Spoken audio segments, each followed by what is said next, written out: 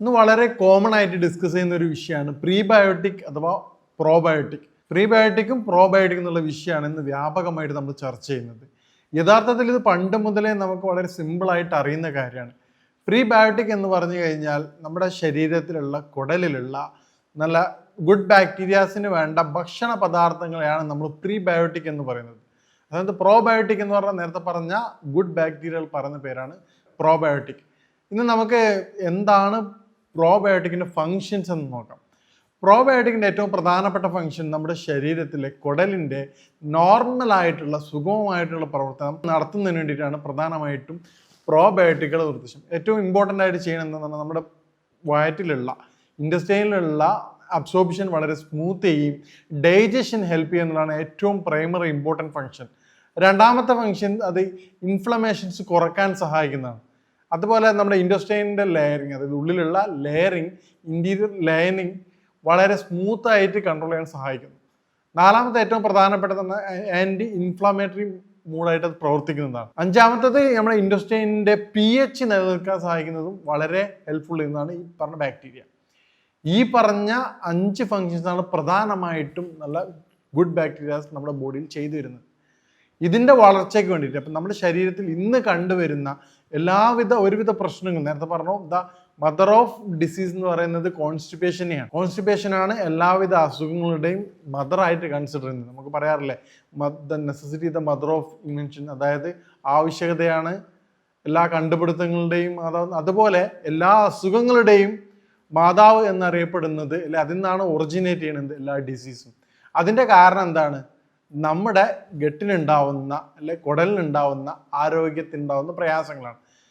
പണ്ട് മുതലേ നമുക്ക് എല്ലാവർക്കും അറിയാം എന്താണ്, നമ്മളെല്ലാവരും അറിഞ്ഞോ അറിയാതെ കഴിച്ചു. ഇന്നാണ് പുതിയ ഇൻവെൻഷനും കാര്യങ്ങളായിട്ട് വന്നത്. പക്ഷെ പണ്ട് മുതലേ നമ്മൾ ഉപയോഗിച്ചിരുന്ന 5 ഭക്ഷണങ്ങൾ നമ്മൾ സ്ഥിരമായിട്ട് ഉപയോഗിക്കുകയാണെങ്കിൽ നമുക്ക് എന്ത് ചെയ്യാൻ പറ്റും? പ്രീബയോട്ടിക്കിന് അഥവാ നല്ല ഗുഡ് ബാക്ടീരിയാസിൻ്റെ ഗ്രോത്തിനെ, വളർച്ചയെ വളരെയധികം ഇമ്പ്രൂവ് ചെയ്യാനും അതുപോലെ തന്നെ ബാഡ് ബാക്ടീരിയാസിൻ്റെ അളവ് കുറക്കുവാനും സഹായിക്കും. ഏതൊക്കെയാണ് 5 ഭക്ഷണങ്ങളെന്നും ഏത് തരത്തിലാണ് അത് ഉപയോഗിക്കേണ്ടതെന്നും നമുക്ക് വിശദമായിട്ട് പരിശോധിക്കാം. ഞാൻ doctor Syed Muhsin, chief physician, global Unani hospital.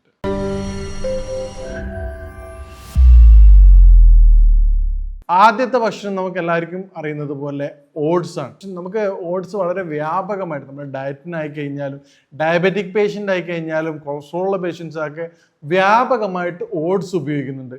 പക്ഷെ നമ്മൾ അറിയാതെ ചെയ്യുന്ന ഒരു മിസ്റ്റേക്ക് ഉണ്ട്. എല്ലാവരും സൂപ്പർ മാർക്കറ്റിൽ പോയിട്ട് ഓട്സ് വാങ്ങുകയാണ്.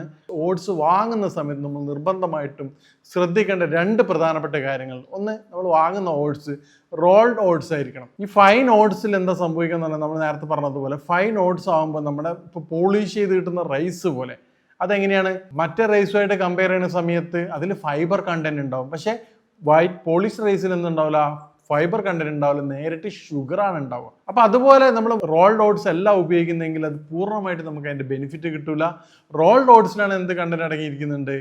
സോളിബിൾ ഫൈബേഴ്സ് കണ്ടന്റ് അടങ്ങിയിട്ടുണ്ട്. ബീറ്റ ഗ്ലൂക്കൻ എന്ന് പറയുന്ന സോളിബിൾ ഫൈബർ കണ്ടന്റ് ഏതിലടങ്ങിയിട്ടുണ്ട്? റോൾഡ് ഓട്സിൽ വ്യാപകമായിട്ടുണ്ട്. അത് ഫുള്ളി പ്രോസസ്ഡ് അല്ല. അപ്പൊ റിച്ച് ഇൻ ഈ പറഞ്ഞ സോളിബിൾ ഫൈബറാണ്. ഈ സോളിബിൾ ഫൈബറാണ് എന്ത്? നേരത്തെ പറഞ്ഞ പ്രീബയോട്ടിക് സാധനം. പ്രീബയോട്ടിക് എന്ന് പറഞ്ഞ സാധനങ്ങളാണ്, ഭക്ഷണ സാധനങ്ങളാണ്. പക്ഷെ അത് നേരിട്ട് നമ്മുടെ ഗട്ടിൽ മാത്രമേ ഡൈജസ്റ്റ് ആവുള്ളൂ. അത് ഈ പറഞ്ഞ ഗുഡ് ബാക്ടീരിയാസിന് വേണ്ടി മാത്രമാണ്. നമ്മുടെ ബാക്കിയുള്ള ഡൈജസ്റ്റീവ് ട്രാക്കിൽ, അതായത് ഇപ്പോൾ വായിലായാലും ആമാശയത്തിലായാലും കുടലിലായി കഴിഞ്ഞാൽ അത് ദഹിക്കില്ല. നേരിട്ട് വൻകുടലിൽ മാത്രമേ അതെന്താവും ദഹിക്കുള്ളൂ. അതിനാണ് നമ്മൾ പ്രീബയോട്ടിക് ഐറ്റംസ് എന്ന് പറയുന്നത്. ഓട്സിൽ അടങ്ങിയിരിക്കുന്ന സോളിബിൾ ഫൈബേഴ്സ് നമ്മൾ നേരത്തെ പറഞ്ഞ ഡയബറ്റിക്കിനും അതുപോലെ തന്നെ ഈ പറഞ്ഞ ബോഡി വെയിറ്റ് കുറക്കുന്നതിനും കൊളസ്ട്രോൾ കുറക്കുന്നതിനും വളരെ സഹായകരമാണ്. കാരണം എന്താണെന്ന് പറഞ്ഞാൽ ഇത് ആക്ട് ചെയ്യുന്ന 2 മെത്തേഡിലൂടെയാണ്. ഒന്നാമത്തെ കാര്യം, നമ്മുടെ ബോഡിയിൽ ഈ കൊളസ്ട്രോളിൻ്റെ ട്രൈഗ്ലിസറൈഡിൻ്റെ ഡയറക്റ്റ് അബ്സോർപ്ഷൻസിനെ അത് ബ്ലോക്ക് ചെയ്യും, പ്രിവെൻറ്റ് ചെയ്യും. രണ്ടാമത്തെ ഒരു കാര്യം, അത് നമ്മുടെ ബൈൽ ബൈലിനെ അബ്സോർബ് ചെയ്യും. ബൈലിനെ അബ്സോർബ് ചെയ്തിട്ട് അത് സ്റ്റൂളിലൂടെ പാസ് ചെയ്യും. അതേസമയത്ത് ബോഡിക്ക് ബൈലിന് നെസസറിയാണ്. അപ്പം ലിവർ എന്ത് ചെയ്യും? ബൈലിൻ്റെ ഷോർട്ട് വന്നു എന്ന് പറയും. ബൈലിൻ്റെ ഷോർട്ട് വന്ന എന്താ? ബൈൽ മെക്കാനിസം എങ്ങനെയാണ് നടക്കുക? ബൈൽ മെക്കാനിസം നടക്കണമെങ്കിൽ ട്രൈഗ്ലിസറൈഡും കൊളസ്ട്രോളും നിർബന്ധമാണ്. അപ്പം നമ്മുടെ ബ്ലഡിലുള്ള എക്സസ് ആയിട്ടുള്ള കൊളസ്ട്രോൾ എന്ത് ചെയ്യും, ബൈലിൻ്റെ പ്രൊഡക്ഷനിലേക്ക് പോകും. ഇത് നമ്മൾ ഡെയിലി തുടർച്ചയായിട്ട് രാത്രി അല്ലെങ്കിൽ മോർണിംഗ് ഏതെങ്കിലും ഒരു സമയത്ത് റോൾഡ് ഓട്സ് കഴിക്കുകയാണെങ്കിൽ നമ്മുടെ എന്ത് ചെയ്യും, കൊളസ്ട്രോൾ ലെവൽ പതിയെ പതിയെ കുറഞ്ഞു വരും. അതുപോലെ ഇൻസുലിൻ റെസിസ്റ്റൻസ് നമുക്ക് ഒഴിവാക്കി കിട്ടും. ഇതാണ് റോൾഡ് ഓട്സിൻ്റെ ഏറ്റവും എങ്ങനെയാണ് ഇത് ആക്ട് ചെയ്യാൻ നമ്മൾ പ്രത്യേകം ശ്രദ്ധിക്കേണ്ടതാണ്. എന്തുകൊണ്ടാണ് റോൾഡ് ഓട്സ് ഇത് എഫക്റ്റ് ചെയ്യണത്? നേരത്തെ പറഞ്ഞ ബീറ്റാ ഗ്ലൂക്കൻ എന്ന് പറയുന്ന സോളിബിൾ ഫൈബേഴ്സ് എന്തിൻ്റെ എഫിഷ്യൻസ് ആണ്? ഗുഡ് ബാക്ടീരിയാസിൻ്റെ വളർച്ചയ്ക്ക് വളരെ അത്യാവശ്യമാണ്. ഈ ഗുഡ് ബാക്ടീരിയാസ് ചേഞ്ച് വരുമ്പോൾ എന്ത് ചെയ്യും, അവിടെയുള്ള ബാക്കിയുള്ള ബാക്ടീരിയസിൻ്റെ അളവ് കുറയും. ഹാംഫുൾ ആയിട്ടുള്ള ബാക്ടീരിയാസിൻ്റെ അല്ലെങ്കിൽ ചീത്ത ബാക്ടീരിയയുടെ അളവ് കുറയുകയും ഗുഡ് ബാക്ടീരിയാസിൻ്റെ അളവ് വർദ്ധിക്കുകയും അത് ദഹന പ്രക്രിയ വളരെ സ്മൂത്ത് ആക്കുകയും ചെയ്യും.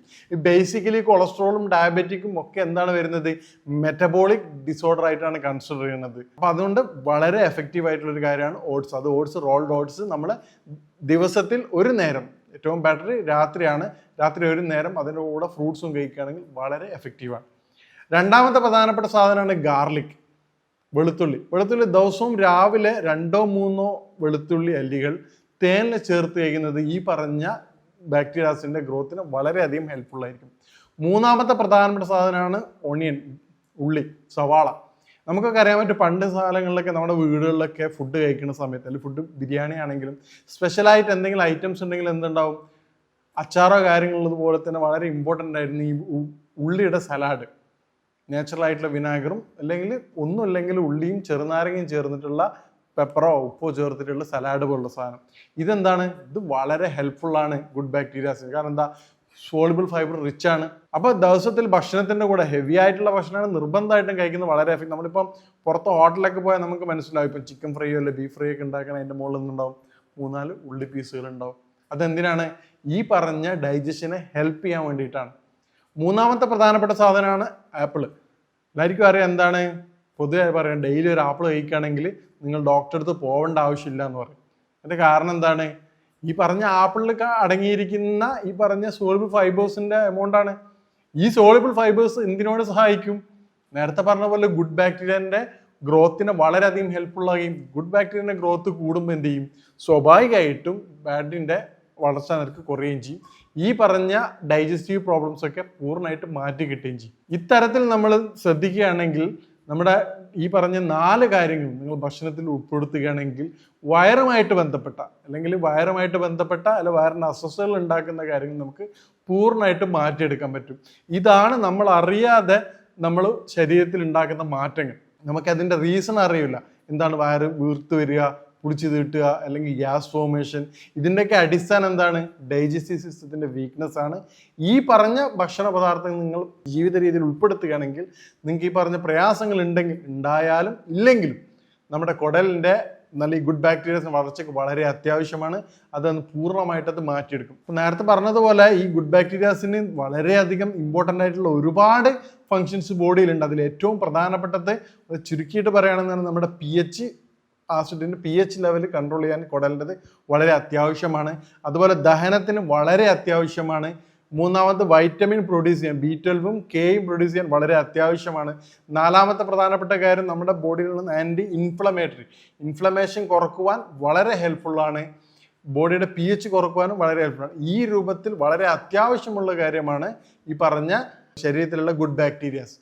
അപ്പോൾ ഇതിൻ്റെ വളർച്ചയ്ക്ക് വേണ്ടി മേൽപ്പറഞ്ഞ കാര്യങ്ങൾ നമ്മൾ ഭക്ഷണത്തിൽ ഉൾപ്പെടുത്തുകയാണെങ്കിൽ നമുക്ക് ഒരുവിധം ഗട്ടുമായിട്ട് ബന്ധപ്പെട്ട എല്ലാവിധ പ്രശ്നങ്ങൾക്കും പൂർണ്ണമായിട്ട് മാറിക്കിട്ടും. ഈ പറഞ്ഞ രൂപത്തിൽ ഒരുപാട് വർഷങ്ങളായിട്ട് ഈ പറഞ്ഞ ഗ്യാസിൻ്റെ ബുദ്ധിമുട്ടുകളും വയറ് സംബന്ധമായ പ്രയാസങ്ങളും അനുഭവിക്കുന്ന രോഗികൾക്ക് കാരണങ്ങൾ വ്യത്യസ്തമായിരിക്കും. അപ്പോൾ മേൽപ്പറഞ്ഞ ഭക്ഷണങ്ങൾ നമ്മുടെ ദിനചര്യയിൽ ഉൾപ്പെടുത്തുകയാണെങ്കിൽ, ഭക്ഷണ ഡയറ്റിൽ ഉൾപ്പെടുത്തുകയാണെങ്കിൽ വയറ് സംബന്ധമായിട്ടുള്ള ബുദ്ധിമുട്ടുകൾ നമുക്ക് ഒരു പൂർണ്ണമായിട്ടും പ്രയാസങ്ങളും ബുദ്ധിമുട്ടും വയറിൻ്റെ പൂർണ്ണമായിട്ടുള്ള ആരോഗ്യം തിരിച്ചു കൊണ്ടുവരാൻ നമുക്ക് സഹായകരമാണ്. അപ്പോൾ ഇതുമായിട്ട് ബന്ധപ്പെട്ട സംശയങ്ങൾക്കും കൺസൾട്ടേഷനും വേണ്ടിയും ഈ നമ്പറിൽ ബന്ധപ്പെടാവുന്നതാണ്. ഇനി മറ്റൊരു ഹെൽത്ത് വിഷയമായിട്ട് കാണാം. നന്ദി.